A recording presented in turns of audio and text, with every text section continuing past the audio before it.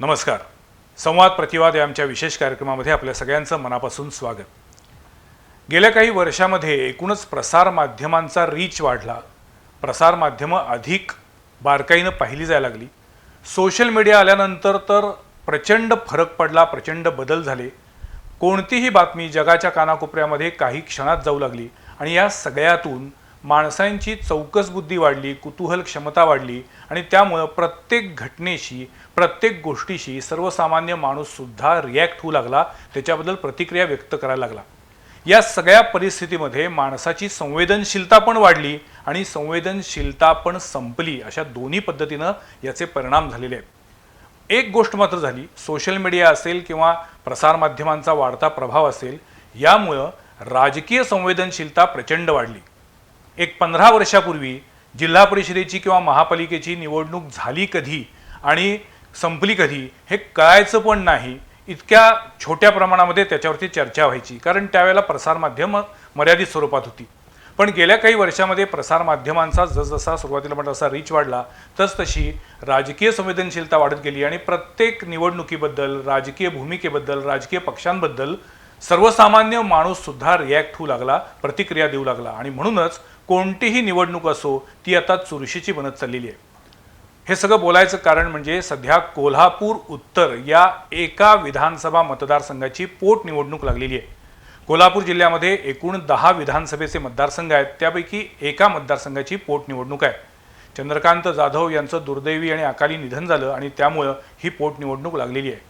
या पोटनिवडणुकीमध्ये गेल्या काही दिवसामध्ये सुरू असलेला प्रचार हा अत्यंत आक्रमक होत चाललेला आहे आणि मग प्रचाराची पातळी सोडली जाते का अशी दोन्ही बाजूनी एकमेकांवरती टीका होतीये.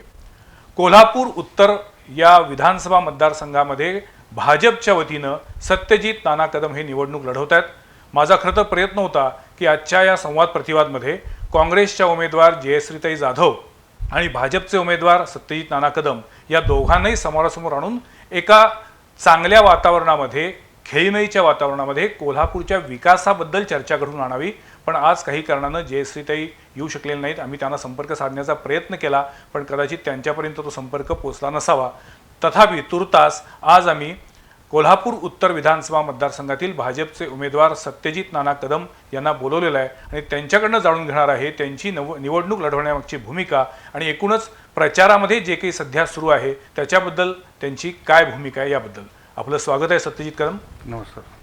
मला सुरुवातीलाच तुम्हाला विचारायचं आहे की तुम्ही आत्ता या निवडणुकीमध्ये मतदारांसमोर कोणते मुद्दे घेऊन जात आहे. हा प्रश्न विचारण्याचं कारण असं की जसं सुरुवातीला म्हटलं, गेल्या काही दिवसामध्ये प्रचाराची पातळी खालावत चाललेली आहे अशी टीका होऊ लागली आहे, असा आरोप होऊ लागला आहे. तुम्ही काय सांगाल याच्यावरती? गेली 10 वर्ष कोल्हापूर महानगरपालिकेच्या माध्यमातून कोल्हापुरातील राहिलेले प्रलंबित जे प्रश्न आहेत त्या प्रश्नाच्या मुद्द्यावर इलेक्शन झाले पाहिजे, बरोबर, असं प्रामाणिक आणि सोज्वळ मत माझं आहे. पण आपण पाहिलं असेल की तो मुद्दा बाजूला ठेवून, विकासाचा मुद्दा बाजूला ठेवून ही निवडणूक दुसऱ्याच वळणावर न्यायचं हे विरोधकांचा प्रयत्न चालू आहे. विरोधक म्हणतात हा तुमच्याकडनं प्रयत्न होतोय, तुम्ही याच्याबद्दल चुकीचे मुद्दे उपस्थित करताय, चुकीची भाषा वापरली जाते आहे, ह्याच्याबद्दल तुम्ही काय सांगाल? असं कधीही घडलेलं नाही. एकदा घडलं, पण ते कशामुळं घडलं याचा त्यांनी विचार करावा. कार्यकर्त्यांना, लोकांना किती त्रास द्यायचा, आपल्या पदाचा वापर कसा करायचा, ज्या खात्याचे ते मंत्री आहेत त्या खात्याचा त्रास लोकांना आमच्या किती द्यायचा. जर त्या लोकांच्या पाठीमागं, आमच्या चांगल्या लोकांच्या पाठीमागं आम्ही चांगली माणसं नाही राहिलं तर आपल्याजवळ लोकच राहणार नाहीत ना राजकारणामध्ये. ह्यासाठी आम्ही काय म्हटलं की जर आमच्या कार्यकर्त्यांना त्रास दिला तर आम्ही बघून घेईन, हे काय चुकीचं आहे. पण मग त्रास देणं म्हणजे नेमकं काय होतंय? आमच्या पदयात्रा निघतात, आमची साधा पॅम्पलेट जर एखाद्या माणसानं वाटलं तर तो माणूस कोण आहे बघून, तो कामाला कुठं आहे, तो काय करतो, तो गोकुळमध्ये आहे का, तो KDCमध्ये आहे का. एका स्कूलच्या टीचर आहेत, त्याच्या मुलग्यानं पॅम्पलेट वाटलं तर त्या मॅडमनं सांगितलं तुम्ही जर हे थांबवलं नाही तर तुम्हाला ते शाळेतनं काढून टाकलं जाईल. एवढ्या खालच्या लेवलला त्यांचं राजकारण चालू आहे. आम्ही वारंवार त्यांना गेले वर्ष 2 वर्ष आम्ही ज्यावेळी ही निवडणूक बाजूला ठेवूया 2 मिनटं, आम्ही ज्यावेळी महानगरपालिकेच्या माध्यमातून जे जे काय प्रकार घडले आम्ही त्यांना वारंवार सांगितलेलं आहे, आपण एका स्टेजवर येऊन बोलूया, तुमचे जे काही मुद्दे आहेत ते तुम्ही सांगा, आमचे जे काही मुद्दे ते आम्ही सांगतो. पण त्यांनी यायला तयारच नाहीत. त्यावरती त्यांना विचारलं पत्रकारांनी, ते म्हणतात नो कॉमेंट्स. म्हणजे तुमचं पण म्हणणं आहे की ही निवडणूक विकासाच्या मुद्द्यावरती कोल्हापूरच्या प्रश्नांबद्दल व्हावी, पण तसं होत नाही असा तुमचा दावा आहे. 100%. कोल्हापूरचे कोणते प्रश्न तुमच्या दृष्टीनं महत्त्वाचे वाटतात? आत्ता सर्वात महत्त्वाचा जो प्रश्न आहे चालूमधला, तो आम्ही पाहतोय कोल्हापूर 40% कोल्हापूर हे पाण्याखाली चाललंय. महापुराचा प्रश्न. महापुराचा प्रश्न आहे, सगळ्यात मोठा प्रश्न आहे. हम्म. ह्याच्यावरती ज्यावेळी कलेक्टर ऑफिस पाण्याखाली गेलं त्यावेळी देखील त्या कलेक्टर साहेबांनी आणि पालकमंत्र्यांनी त्याच्यावरती काय केलं, आम्ही ज्यावेळी निवेदन दिलं त्यावेळी दुसऱ्या दिवशी फक्त एक पेपरमधनं बातमी आली, पुरावरती सूक्ष्म संरक्षण करा. सूक्ष्म संरक्षण म्हणजे काय आणि त्याच्यावरती कुणी केलं याचा खुलासा त्यांनी करावा. पण तुमच्याकडे या प्रश्नाला उत्तर काय आहे का? 100% उत्तर आहे माझ्याकडं. काय आहे? 2003 साली ज्यावेळी नॅशनल हायवे पंचगंगेचा पूल बांधला, सांगली फाट्यापासून पंचगंगेच्या पुलापर्यंत जो भरावा टाकलेला आहे, जिथं बुदले हॉल, रुक्मिणी हॉल आहे, तर जुना नॅशनल हायवे आपण जर बघितला तर पुढचा 12-14 फुटाचा जो भरावा टाकलेला आहे, त्या भराव्यामुळे कोल्हापूरमध्ये पाणी आलंय. फक्त पंचगंगेच्या नदीच्या पात्रातून पाणी पुढं किती जाणार? महिन्याचा पाऊस 4 दिवसात पडायला लागलाय.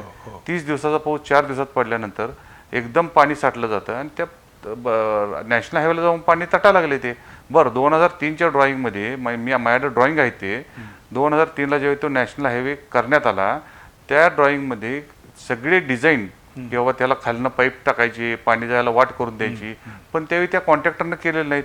मग त्यावेळचे एक्झिक्युटिव्ह इंजिनियर कोण होते, त्यावेळी त्यांनी ते कसं पास केलं, त्यावेळी ते काम कसं करून घेतलं आणि त्यावेळी बिलं कशी निघाली, हा संशोधनाचा विषय आहे. अच्छा, पण तुम्हाला जर आमदार म्हणून काम करण्याची संधी मिळाली, कोल्हापूर उत्तरच्या जनतेनं ती संधी दिली, तर तुमच्याकडं कोल्हापूर शहराचे प्रश्न सोडवण्याच्या दृष्टीनं काही प्राधान्यक्रम असेल का? म्हणजे आता तुम्ही एक महापुराचं सांगितलात, पण महापूर हा काही दरवर्षी उद्भवेल असं नाही. दुर्दैवानं तो गेल्या 3 वर्षात 2 वेळा उद्भवला, पण इथून पुढे तो दरवेळी येईलच असं नाही. पण या व्यतिरिक्त रोजच्या जगण्याशी निगडीत असे सुद्धा अनेक प्रश्न आहेत, त्याच्याबद्दल काय? कोल्हापूरमध्ये आता साहेब आपण बघताय, एवढं छोटं कोल्हापूर असताना देखील प्रत्येक सिग्नलला, ट्रॅफिक सिग्नलला 2-2 मिनटं 3-3 मिनटं लोकांना थांबावं लागलं आहे. ट्रॅफिकची समस्या खूपच मोठी आहे. आपल्या शहरातून जो नॅशनल हायवे गेलेला आहे, हे तावडे हॉटेलपासून दसरा चौक रत्नागिरी हा हायवे गेलेला आहे, ह्याच्यावरती फ्लायओव्हर करणं सध्या काळाची गरज आहे. कोल्हापूरमध्ये 8 ठिकाणी तशी फ्लायओव्हर करणे गरजेचं आहे. त्यामध्ये पारेख फुलाचं एसटी स्टँड आहे. पारेख फुल कधी पडेल, आपण टी व्हीला दाखवत आहे, न्यूजपेपरमध्ये येतं आहे, फ्लायओव्हर कधी पडेल तो पारेख फुल ह्याची गॅरंटी नाही. ते जीवितहानी झालं तर करायचं काय? रेल्वे स्टेशन आपलं कोल्हापूरचं काय बंद राहील जोपर्यंत ते पारेख फुल होत नाही तोपर्यंत.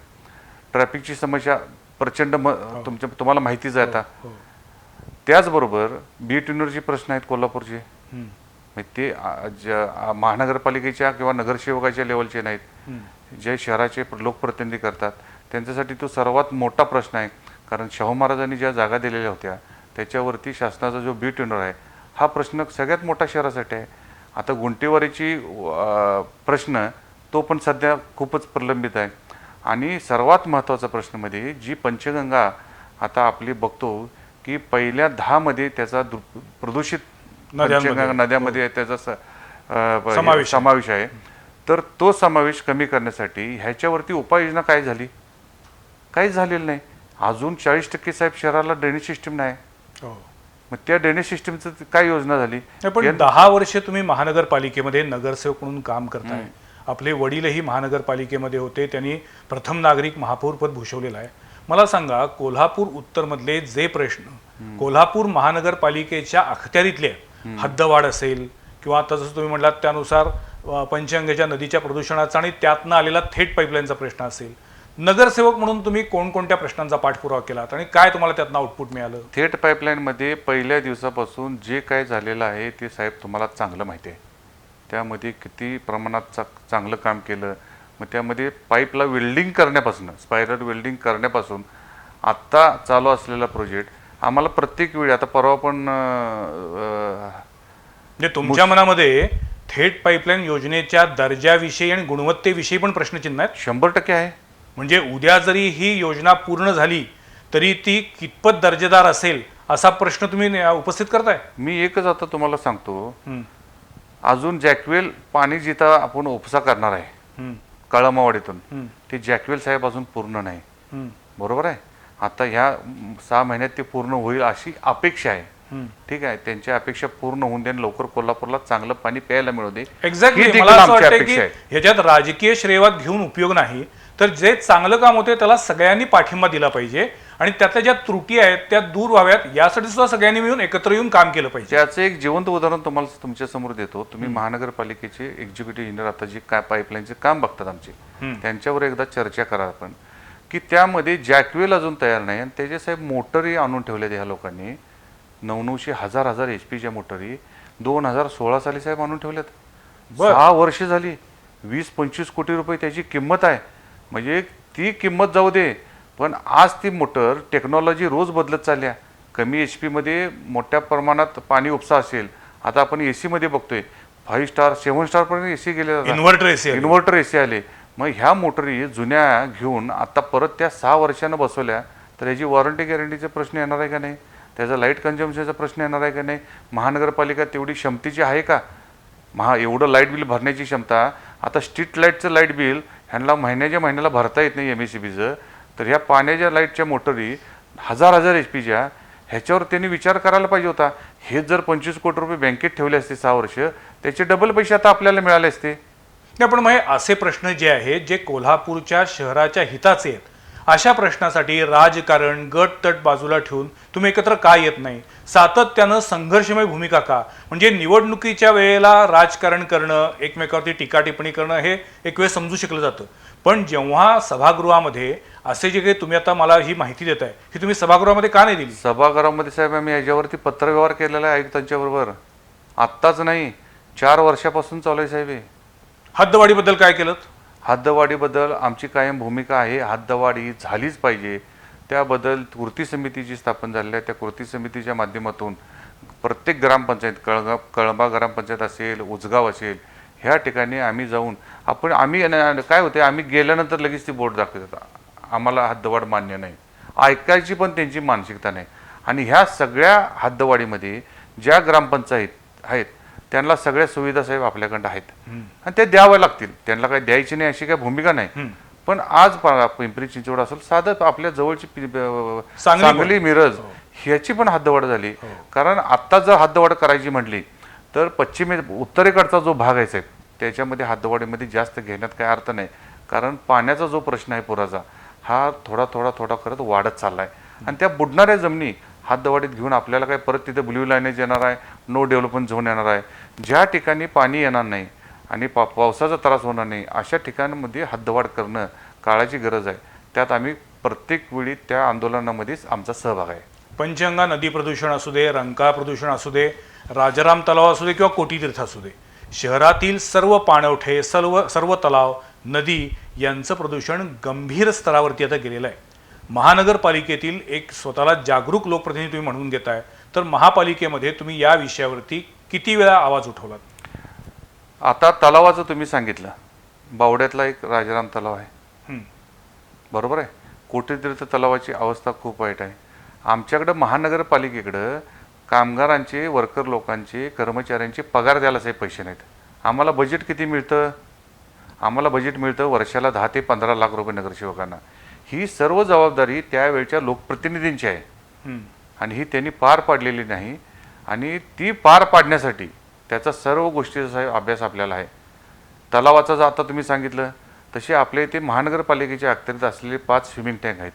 त्यातले 2च चालू आहेत, 3 बंद आहेत. म्हणजे ते स्विमिंग टँकची अवस्था ती आहे. शूटिंग रेंज आता इथनं प्रॅक्टिस करायला हैदराबादला किंवा पुण्याला जायला लागते, त्याची अवस्था ती आहे. फुटबॉल ग्राउंड आज कोल्हापूरमध्ये कुस्ती ही 1 नंबर आहेच.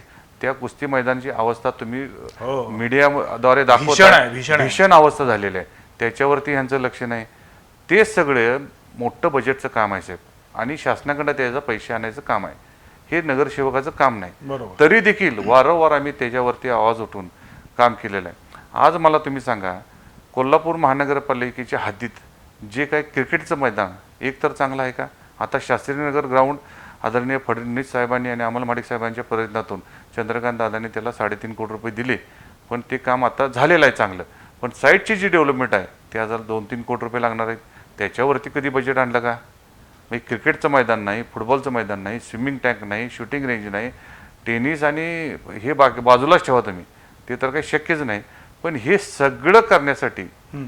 लोकप्रतिनिधी म्हणून त्यांनी शासनाकडून जास्तीत जास्त, मग त्यामध्ये महाराष्ट्र शासनाला जमत नसेल तर खेलो इंडियामधनं केंद्र शासनातनं तुम्ही हे प्रोजेक्ट मागू शकताय. त्यामध्ये 100% अनुदान.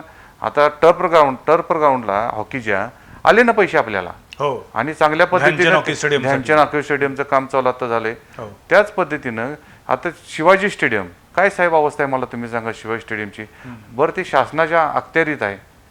म्हणजे आता जे कलेक्टर ऑफिसमधनं DPDCचे फंडचं डिवायडेशन होते त्यामध्ये त्यांना ते दिसत नाही की बाबा इथं क्रिकेटचे मैदान आपले महाराष्ट्र शासनाच्या अंडर आहे आणि त्या DPDCतून आपण एवढे पैसे यांना पकडूया म्हणून का दिसत नाही यांना.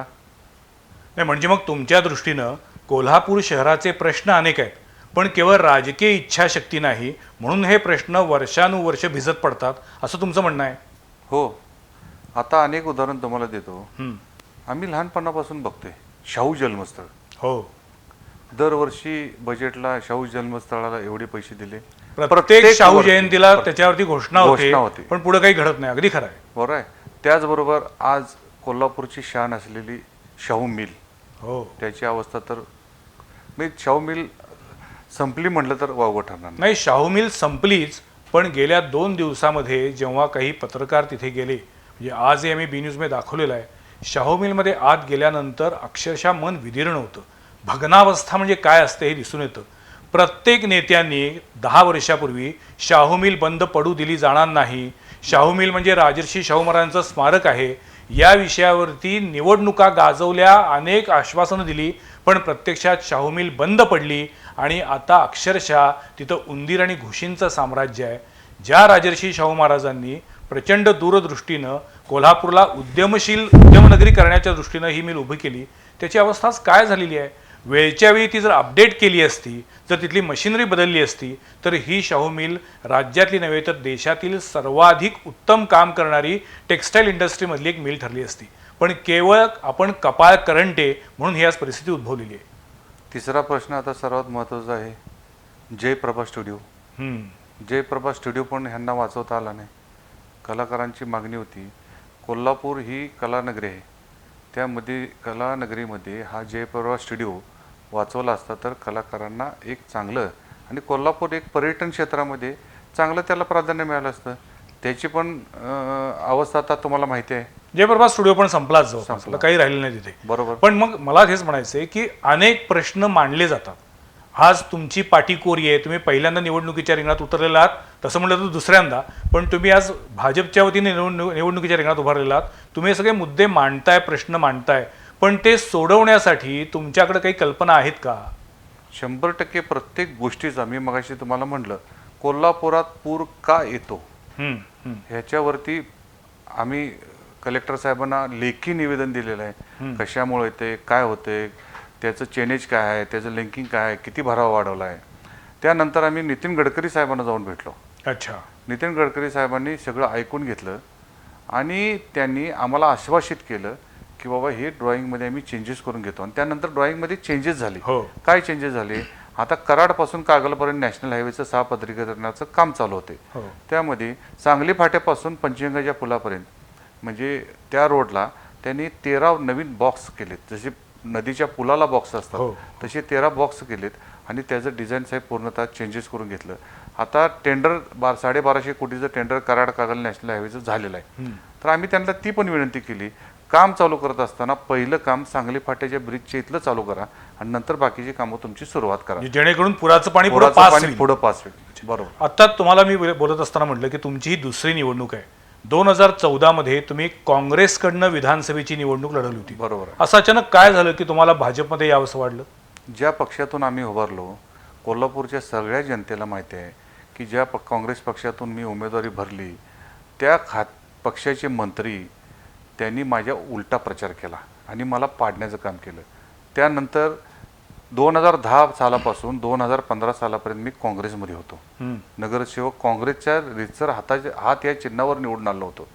पण त्यांनी पाडल्यानंतर तिथं राहून आपलं काय होणार, ज्या पक्षामध्ये आपण कामच करू शकत नाही, आपल्याला काम करू दिले जात नाही, तिथं आपण थांबून काय करणार. त्यामुळे मी भारतीय जनता पार्टी ताराणी आघाडी पक्ष यांच्या माध्यमातून 2010 ते 2015 ते 2020 महानगरपालिकेमध्ये चांगलं काम केलं आणि ते चांगलं काम केल्यामुळं आज देशातील एक नंबरचा पक्ष भारतीय जनता पार्टी, नरेंद्र मोदी साहेबांचा हा पक्ष, परवाच्या 5 राज्यात जर तुम्ही निकाल बघितला, ह्यामध्ये नरेंद्र मोदी साहेबांनी जे काही स्कीम्स असतात, ज्या योजना असतात, त्या सामान्य माणसांच्यापर्यंत पोहोचवल्या. त्यामुळं आपल्या देशातील जनतेनं भारतीय जनता पार्टीला कौल दिला आहे. नाही, पण तुम्ही राजकीय अपरिहार्यता म्हणून भाजपामध्ये आलात की मनानं आता तुम्ही भाजप स्वीकारलाय? मी मनानं आता स्वीकारच लागले, कारण आल्यानंतर 15 सालापासून 2000 सालापर्यंत आम्ही जे काही पक्षाबरोबर काम केलं, त्यांची ध्येय धोरणं, त्यांचा असलेला फॉलोअप, त्यांची कामाची पद्धत हे आम्हाला आवडलेलं आहे. आणि परवाच्या निवडणुकीमध्ये आता ह्या 2022ची जी पोटनिवडणूक आहे, त्यावेळी आम्ही पक्षाला सांगितलं होतं की मला तिकीट द्या, जरी तुम्ही नाही दिलं तर आम्ही पक्षाचा जो काही उमेदवार असेल त्यांचं आम्ही प्रामाणिकपणे काम करणार म्हणून. कशी आहे मजा या निवडणुकीमध्ये कोल्हापूर उत्तरच्या, की कोल्हापूर उत्तर मतदारसंघातील पोटनिवडणुकीमध्ये काँग्रेसच्या वतीनं जयश्रीताई जाधव निवडणूक लढवत आहेत. त्या पूर्वाश्रमीच्या भाजपच्या नगरसेविका होत्या आणि सत्यजित नाना कदम आता BJPचे भाजपचे उमेदवार आहेत, जे पूर्वाश्रमी काँग्रेसचे उमेदवार होते. सो दोन्ही उमेदवारांच्या पक्षांची अदलाबदल झाली आहे असं म्हणता येईल. पण मला तुम्हाला विचारायचं आहे, या निवडणुकीमध्ये एक सिंपथी आहे, एक सहानुभूती आहे आणि त्यामुळेच ही निवडणूक भाजपानं लादली असा तुमच्यावरती आरोप होतोय. काय सांगाल याच्यावरती? आता निवडणूक फॉर्म भरल्यानंतर आपल्या लक्षात आलं असेल की आम्ही दोघं सोडून अजून 13 उमेदवार आहेत. हो. त्यामुळं बिनविरोध निवडणूक व्हायचा काय या गोष्टीशी संबंधच नव्हता. आणि लादली म्हणण्यापेक्षा लोकशाहीमध्ये, घटनेमध्ये जो काय नागरिकांना निवडणूक घेण्यानंतर चांगला माणूस निवडायचा जो अधिकार आहे तो आपण हिरावून घेऊ शकत नाही. त्यामुळे जो पक्ष आदेश आम्हाला दिला त्या पक्षाच्या आदेशाप्रमाणे आम्ही निवडणूक आता लढवत आहे. जनता निर्णय घेईल या गोष्टीचं काय करायचं आहे ते. पण तुम्हाला आता जनतेकडनं प्रतिसाद कसा मिळतोय? प्रत्येक उमेदवाराला वाटत असते की मी निवडणूक लढवणार आणि ती जिंकणार. हो. आणि जिंकलेलोच आहे. येणाऱ्या 16 तारखेला त्याचा काय आहे तो जनतेचा कौल तो नक्कीच समजेल. तुम्ही तुमचा काही जाहीरनामा तयार केलेला आहे? हो, केलेला आहे. काय प्रामुख्याने मुद्दे असणार आहेत? शहराच्या विकासाच्या दृष्टिकोनातून जे जे प्रश्न मगाशी आपली चर्चा झाली, तो विकासाचा दृष्टिकोन ठेवूनच सगळे मुद्दे आहेत. बाकीचं काही त्यात जाहीरनाम्यामध्ये आरोप प्रत्यारोप काही नाही. जाहीरनामा कामाच्या विकासाच्या मुद्द्यावरच आम्ही तयार केलेला आहे. तुम्हाला असं वाटत नाही की कोल्हापूर जिल्हा, कोल्हापूर शहर हे गट तटाच्या राजकारणामुळे मागं पडत चाललेलं आहे आणि या गट तटाच्या राजकारणाला कधीतरी छेद दिला पाहिजे? कारण जो नवीन तरुण वर्ग आहे, जो समंजस समाज आहे, त्यांना असं वाटते की या आरोप प्रत्यारोपातनं काही होत नाही, ती काही क्षणांची करमणूक असते. पण ज्याला चांगलं काम करायचंय, ज्याला काही खरोखर करून दाखवायचे, त्याच्या दृष्टीनं आरोप प्रत्यारोपांपेक्षा काम करण्याच्या क्षमतेवरती विश्वास असणं अधिक महत्त्वाचं असतं. त्या दृष्टीनं तुम्ही राजकारणाकडे का नाही बघत सगळेजण? आम्ही आरोप प्रत्यारोप केले, ठीक आहे, आम्हाला मान्य आहे. पण आम्ही जे काही सगळे आरोप केलेत त्याचे सर्व आरोपाचे निकाल आमच्या बाजून लागलेले आहेत. बर, महापालिकेत सुद्धा तुम्ही जे काही आरोप केले ते सगळे निकाल लागलेले आहेत. पण तुमच्या आरोपामध्ये तथ्य असतं की राजकीय भूमिका असते? तथ्य आहे म्हणूनच आम्ही आरोप केले आणि त्याचे सर्व पुरावे देऊन केलेत. आणि ज्यांच्यावर आम्ही आरोप करतो त्यांना आम्ही सांगून आरोप केले की हे जर चुकीचं असेल तर आम्हाला आबरू नसकारण्याची नोटीस आपण काढा, आम्ही तुम्ही म्हणचेला तिथे येऊन स्वीकारतो. पण आज तागायत आम्हाला त्याची नोटीस काढू शकलेली नाहीत. कारण जे काही आरोप केले, आता एक साधा ड्रीमवर्ल्ड वॉटर पार्कचा आम्ही घरफळा भरायचा नाही असं त्यांचं म्हणणं होतं, देणं लागत नाही. पण ज्यावेळी त्यांची MLCची इलेक्शनला महानगरपालिकेची NOC पाहिजे होती त्यावेळी ते त्यांनी 75 लाख रुपये भरून NOC घेतली ना, म्हणजे तुम्ही ती देणं लागत होता. जी शासकीय स्टॅम्प ड्युटी 54 लाख रुपये भरायची आहे म्हणून आम्ही त्यांचा आम्ही अपील केलं होतं की ते म्हटले आम्ही देणं लागत नाही. ते पण 54 लाख रुपये शासकीय मुद्रांक ऑफिसमध्ये त्यांनी भरले ना. म्हणणं आहे की तुम्ही जे आरोप करताय त्याच्या मागे तथ्य आहे, तुमच्याकडे पुरावे आहेत म्हणून तुम्ही ते आरोप करताय? हो, बरोबर आहे. बिनपुराव्याचा आरोप करू शकत नाही माणूस, कसं करणार? ठीक आहे. दुसऱ्या मुद्द्याकडे येतो. या निवडणुकीमध्ये राज्यातील महाविकास आघाडी सरकारचा कारभार याच्यावरती तुमचा फोकस आहे की केंद्रातील मोदी सरकारनं केलेली कामं, त्यांचा कारभार याच्यावरती फोकस आहे? दोन्हीवरती पण फोकस आहे. महाविकास आघाडीनं गेल्या 2.5 वर्षामध्ये जे काय चाललेलं आहे त्याच्यावरती नक्कीच आमचा फोकस आहे, यात कुठेही प्रश्नचिन्ह नाही. आणि केंद्राच्या माध्यमातून देशभरात चाललेला जो कारभार आहे, आज महाराष्ट्राचा त्याचा काय फायदा होईन झाला आहे. कारण मागणी त्याचा पुरवठा, तुम्ही जर महाराष्ट्र शासनानं केंद्र शासनाकडे प्रस्तावच पाठवले नाहीत व्यवस्थित, तर तिथून पैसे तुम्हाला आणि कामाच्या विकासासाठी येणारच नाहीत. मग हे सगळं मगाशी तुम्ही म्हटला, विकास हा दृष्टिकोन बाजूला ठेवून गटातटाच्या राजकारणामध्ये कोल्हापूर अडकलंय हे म्हटलं तर वावगं ठरणार नाही. या गटातटाच्या राजकारणातून बाहेर येण्यासाठी तुम्ही काय प्रयत्न करणार आहे? हां, 100% करणार. ज्यावेळी आपल्याला सत्ता येते त्यावेळी सत्तेचा गैरवापर आम्ही आज तागत गेले 55 वर्ष आमच्या घरामध्ये नगरसेवक आहे. यामध्ये आम्ही राजकारण कधी केलं नाही, समाजकारण केलं आहे. म्हणून एवढे वर्ष आम्हाला नगरसेवकपद घरामध्ये लोक निवडून देतात. त्यामुळं येणाऱ्या भविष्यकाळामध्ये कोल्हापूर शहराचे जे काय प्रलंबित प्रश्न आहेत ते फक्त पाहतो बघतो असं नाही, ते कंप्लीट मार्गी लावायसाठी जी काही प्रशासकीय यंत्रणा असेल, जे काही प्रशासकीय ताकद असेल, जे काही राजकीय ताकद असेल, ह्या सर्व गोष्टींचा वापर करून कोल्हापूरचा विकास हेच आमचं यामध्ये ध्येय आहे. माझं तर असं मत आहे, शिवाजी स्टेडियम किंवा गांधी मैदानावर अखंड मोठे एक स्टेज घालूया, 15 उमेदवारांना समोर उभा करूया आणि कोल्हापूरच्या सर्व घटकांना तिथं बोलवूया आणि प्रश्न विचारायला लावूया आणि मग इलेक्शन घेऊया. अत्यंत चांगला मुद्दा आहे हा, की खरोखर कोल्हापूरच्या प्रश्नांची कुणाला जाणीव आहे, कुणाची किती व्हिजन आहे, प्रश्न सोडवण्यासाठी मनात काय कल्पना आहेत, या सगळ्याची उत्तरं एकदा क्लिअर मिळतील. माझी तयारी आहे अशा पद्धतीनं सर्व उमेदवार जर एकत्र येणार असतील तर खरोखर एक चांगला पायंडा मिळेल आणि त्यातनं राजकीय जी काही आजकाल कटुता वाढत चाललेली आहे ती पण कमी होईल आणि नागरिक ठरवतील की कुणाला मतदान करायचं. हे खरं तर मला आता असं वाटतं की कितीही नेते मंडळींनी कोणत्याही पद्धतीचे आरोप प्रत्यारोप केले तरी जनतेनं आता मनातनं ठरवलेलं असतं की आपल्याला मतदान कुणाला करायचे. त्यामुळे कुणी कितीही त्याच्याबद्दलचे दावे प्रतिदावे केले तरी जनता ठरवते याला निवडून द्यायचे, तो निवडून येत असतोच. मला आता पुढच्या मुद्द्याकडे यायचे. तुम्ही जेव्हा केंद्रातील मोदी सरकार आणि भाजप सरकारनं केलेल्या योजनांच्या आधारे तुमची प्रचार मोहीम करताय तर तुम्हाला अशा कोणत्या योजना सांगता येतील का की ज्याच्या आधारे तुम्ही लोकांसमोर मत मागायला जाताय? गेले 3 वर्ष हा कोरोनाचा काळ आहे. केंद्र शासनाच्या माध्यमातून आज तारखेपर्यंत 80 कोटी जनतेला मोफत धान्य दिलं जाते. बरोबर आहे. त्यामध्ये सगळ्यात महत्त्वाचं, कोरोनामध्ये जे लोक दगावले त्यानंतर लस आली आपल्याकडे, बरोबर आहे. ती लस सर्व नागरिकांना पहिला डोस, दुसरा डोस, आता बूस्टर डोस हे लोकांना फ्रीमध्ये देण्याचं त्यांनी काम केलं. हे सर्वात मोठं काम आहे आणि त्याचा फायदा सामान्य नागरिक असू दे, म्हणजे रिक्षावाल्यापासून मर्सिडीज गाडीवाल्यापर्यंत त्यांनी असं काय म्हटले नाही, सर्वांना त्यांनी लस फ्री दिली. हे 2 मुद्दे आहेत. आता बऱ्याच योजना शासनाच्याकडे येत असतात. आता उज्ज्वल गॅस योजना आहे, त्यामधून बऱ्याच लोकांना गॅस सिलेंडर नव्हती, त्यांना देण्यात आली.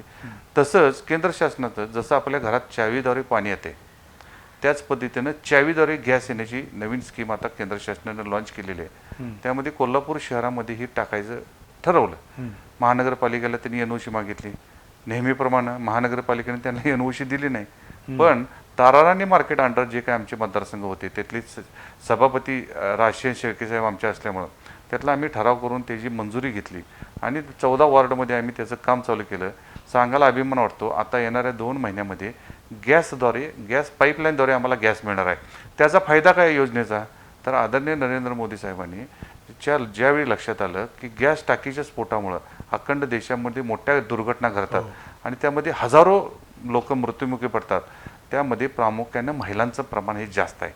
कारण सकाळी उठल्यापासून संध्याकाळी सकाळी चहापासून संध्याकाळी जेवण करण्यापर्यंत सकाळी त्यांचा गॅसचा डायरेक्ट संबंध येतो आणि त्यामुळे ही योजना त्यांनी केली. जर आत्ता जे गॅस आपल्याला मिळणार आहे घरामध्ये, रात्रभर दिवसभर जरी ते लिकेज राहिलं किंवा चालू राहिलं तर ह्या गॅसचा स्फोट होत नाही. त्यामुळे जीवितहानी आणि सांपत्तिक हानी होण्याचं प्रमाण 0% येणार आहे. ही अतिशय चांगली योजना आहे. पण महानगरपालिकेला आता ही आम्ही बऱ्याच वेळा विचारलं, पण महासभेत याच्यावरती 3 तास चर्चा झाली. पण यांनी साहेब कोल्हापूर शहरामध्ये योजना आली तर केंद्र सरकारचं आणि मोदी सरकार साहेबांचं नाव होईल म्हणून ही योजना साहेब इथं राबवली जात नाही. किती दुर्दैवी आहे तुम्ही सांगा. त्यामध्ये आता अनेक सांगायचं झालं, पंतप्रधान आवास योजनेमार्फत सामान्य माणसाला घरं मिळवून देण्याचं जे काय काम होते ते योजना, पंतप्रधान आवास योजनेची आता आणखीन लोकांना घरं दिसायला लागलेली आहेत, त्यामुळे ती एक सक्सेसफुल योजना आहे. बरोबर आहे. अजून बेटी बचाओ बेटी पढाओ ही योजना अतिशय चांगल्या पद्धतीने चालू आहे. थोडक्यात तुम्ही आता सध्या तरी पंतप्रधान नरेंद्र मोदी यांनी ज्या काही योजना घोषित केलेल्या आहेत त्या योजना सर्वसामान्य लोकांपर्यंत पोचाव्यात यासाठी माझी उमेदवारी असं सांगताय. 100%. पण कोल्हापूर शहराचे म्हणून जे काही प्रश्न आहेत त्या प्रश्नांची तुम्हाला जाणीव आहे असं तुमचा दावा आहे. मला सांगा, हे प्रश्न वर्षानुवर्ष तसेच राहतात, प्रत्येक निवडणुकीला चर्चेला येतात, पक्षाचा उमेदवार कोणत्याही असू दे, पण पुन्हा ते प्रश्न येतातच आणि पुन्हा मग आपल्याला आपले प्रश्न सोडवण्यासाठी, आपली स्वप्नपूर्ती करण्यासाठी म्हणून पुन्हा प्रत्येक उमेदवार निवडणुकीच्या रिंगणात येतात.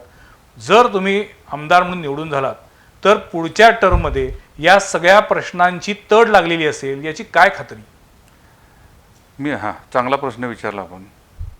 येणारा 2.5 वर्षाचा हा जो काळ असेल, सगळ्यात महत्त्वाचं म्हणजे येणारा 2.5 वर्षाचा काळ आहे आणि कोल्हापूरची लोक सुद्धा आहेत ती जेवढी आपल्याला डोक्यावर घेतात, नाचवतात, त्यानंतर काम नाही केलं तर ती पाडतात. आणि मला खात्री आहे की प्रामुख्याने जे महत्त्वाचे प्रश्न आहेत कोल्हापूरचे ते मी नक्कीच मार्गी लावल्याशिवाय राहणार नाही लावले तर पुढं 2.5 वर्षात जर मला पक्षानं परत संधी दिली आणि जनतेसमोर मला जावं लागलं तर त्यावेळी मी नागरिकांच्या समोर वरती मान करून जाऊ शकणार नाही, ह्याची जाण मला आहे. आता इथून पुढे तुमच्या प्रचाराची सूत्र काय असणार आणि जे लोकांकडनं अपेक्षित आहे की प्रचार करताना मुद्द्यांवरती बोलावं, विकासाच्या मुद्द्यांवरती, प्रश्नांवरती बोलावं आणि एकूणच प्रचाराची जी काही पातळी आहे ती आपण खाली सोडायची नाही, ही जी काही एक अपेक्षा होती आहे त्या संदर्भात तुम्ही काही विचार केलात का?